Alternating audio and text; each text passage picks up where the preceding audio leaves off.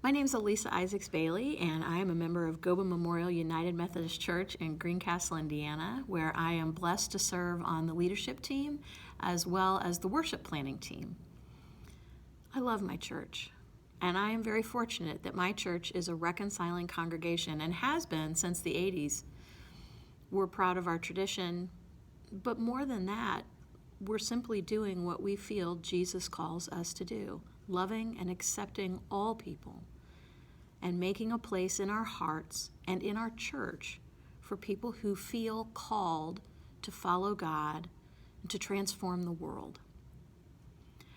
I support the simple plan. The simple plan to me fits with all that Christ taught us about love and acceptance.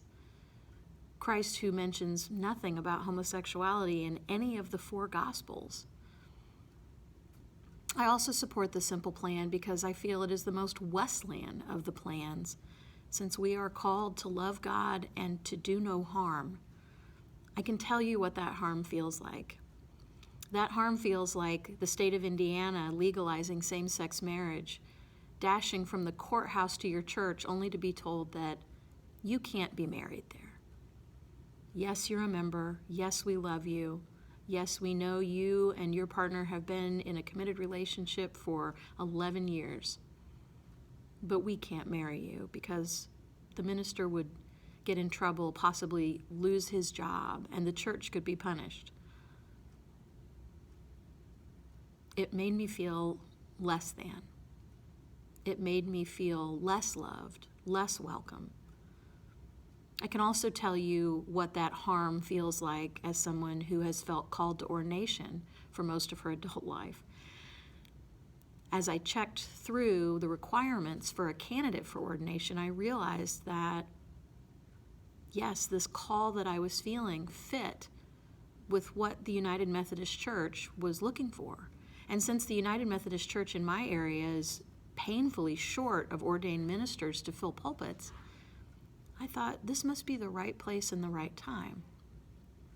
But then there's that last question. Are you gay? And that one question supersedes all the other questions about calling, about gifts and graces that might lead to ministry. That causes harm. And I believe goes against everything that Christ taught us.